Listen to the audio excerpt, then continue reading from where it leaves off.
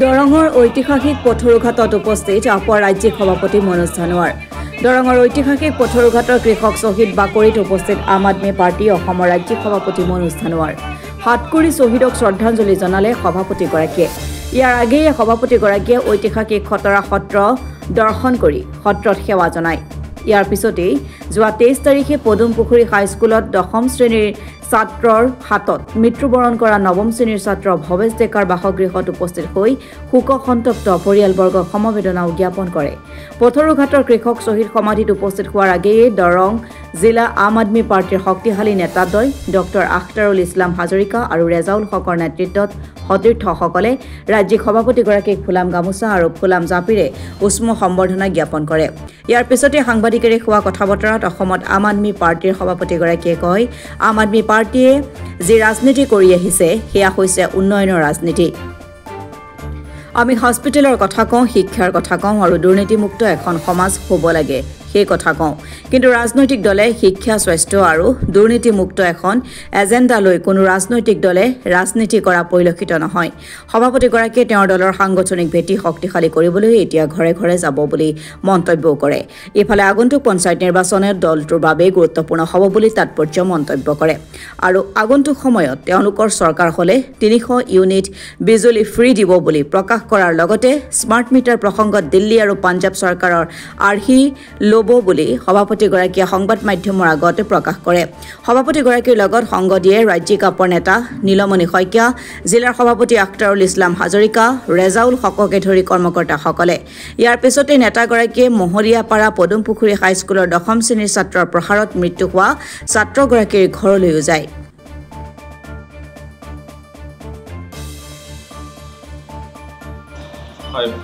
পোনপ্ৰথমে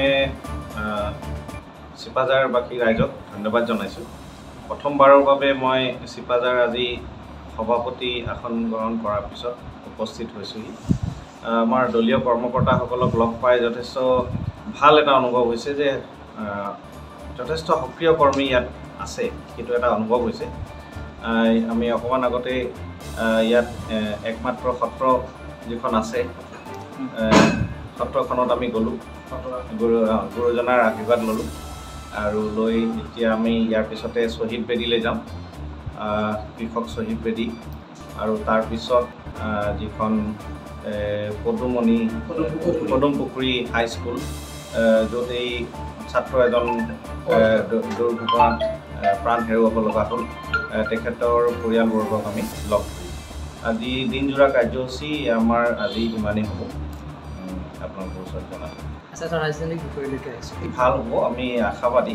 কাৰণ আপোনালোকে এটা বস্তু লক্ষ্য কৰিব লাগিব যে আম আদমি পাৰ্টীয়ে যিটো ৰাজনীতি কৰি আছে সেয়া হৈছে উন্নয়নৰ ৰাজনীতি। আমিয়ে হস্পিটেলৰ কথা কওঁ, আমিয়ে ভাল শিক্ষা ব্যৱস্থাৰ কথা কওঁ, দুৰ্নীতিমুক্ত সমাজ হ'ব লাগে, এইখিনি আমি কথা কওঁ। কিন্তু কোনো ৰাজনৈতিক দলে শিক্ষা, স্বাস্থ্য বা দুৰ্নীতিমুক্ত এখন সমাজৰ বিষয় লৈ কোনোৱে ৰাজনীতি এজেণ্ডা নবনায়, অন্য যোন ৰাজনৈতিক দলেই নহয়। এইটো সঁচা কথা যে আমাৰ যিখিনি ভলেণ্টিয়াৰ্ছৰ প্ৰয়োজন আছে, এই বাৰ্তাটো অসমবাসী ৰাইজৰ ঘৰে ঘৰে লৈ যোৱাৰ কাৰণে যিখিনি প্ৰয়োজন আছে সেই ভলেণ্টিয়াৰ্ছো কমি আছে। তো তাৰ কাৰণে আমি এতিয়া সংগঠনটো মজবুত কৰাৰ উদ্দেশ্য লৈ আমি আগবাঢ়িছোঁ। পঞ্চায়ত নিৰ্বাচনটো আমাৰ কাৰণে এটা যথেষ্ট গুৰুত্বপূৰ্ণ এটা নিৰ্বাচন হ'ব, য'ত আমি নিজৰ সংগঠন মজবুত কৰিব পাৰিম।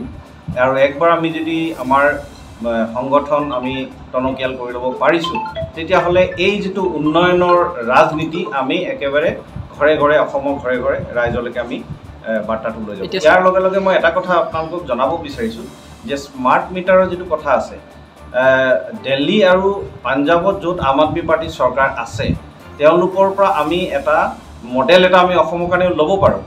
তাতো স্মাৰ্ট মিটাৰ আছে, কিন্তু তাত স্মাৰ্ট মিটাৰটো প্ৰিপেইড নহয় আৰু তাৰ স্মাৰ্ট মিটাৰে 200 বা 300 ইউনিট বিজুলী মাহেকে ফ্ৰী দিয়ে। একেটা আম আদমি পাৰ্টি অসমত যোনদিনাখন আহিব সিদিনাখন আমিও 300 ইউনিট বিজুলী অসমতো আমি ফ্ৰী কৰিম, আৰু অৰ্থাৎ 1500-2000 টকা বিজুলী প্ৰতি মাহে হ'ব, প্ৰতিটা ঘৰত হ'ব। এয়া আম আদমি পাৰ্টিৰ প্ৰতিশ্ৰুতি হয়।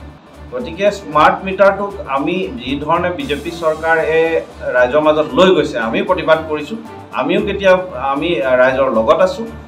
গতিকে আগন্তুক দিনত যদি ৰাইজে সঁহাৰি জনায় তেতিয়াহ'লে সেই দিল্লী মডেল বা পাঞ্জাৱ মডেলত যিটো স্মাৰ্ট মিটাৰ আছে য'ত 300 ইউনিট বিজুলী ফ্ৰী হয় অসমৰ ৰাইজে পাব ভাল হ'ব মই আশাবাদী কাৰণ মইতো আজি প্ৰথমবাৰৰ কাৰণে আহিছোঁ ইয়াৰ সাংগঠনিক ভেটিটোৰ প্ৰথম অনুমানটো এইটোৱে যে আমি 24 ঘণ্টাৰ ভিতৰতে সিদ্ধান্ত লৈ আজি ইয়াত উপস্থিত হৈছোঁ আৰু আপোনালোকে দেখিছে কি ধৰণে দলীয় কৰ্মকৰ্তাসকল ওলাই আহিছে গতিকে এয়া স্পষ্ট ইংগিত যে তেওঁলোকে তৎপৰ হৈ আছে পঞ্চায়ত নিৰ্বাচন খেলিবৰ কাৰণে তেওঁলোকে তৎপৰ হৈ আছে বিধানসভা নিৰ্বাচন খেলিবৰ কাৰণে আৰু আগবাঢ়ি যাবৰ কাৰণে গতিকে মোৰ দৃঢ় বিশ্বাস আম আদমি পাৰ্টি আমি চিপাঝাৰবাসী ৰাইজৰ বা গোটেই দৰং জিলাত আমি ৰাইজৰ ঘৰে ঘৰে আম আদমি পাৰ্টিৰ বাৰ্তাটো লৈ যাব পাৰিম থেংক ইউ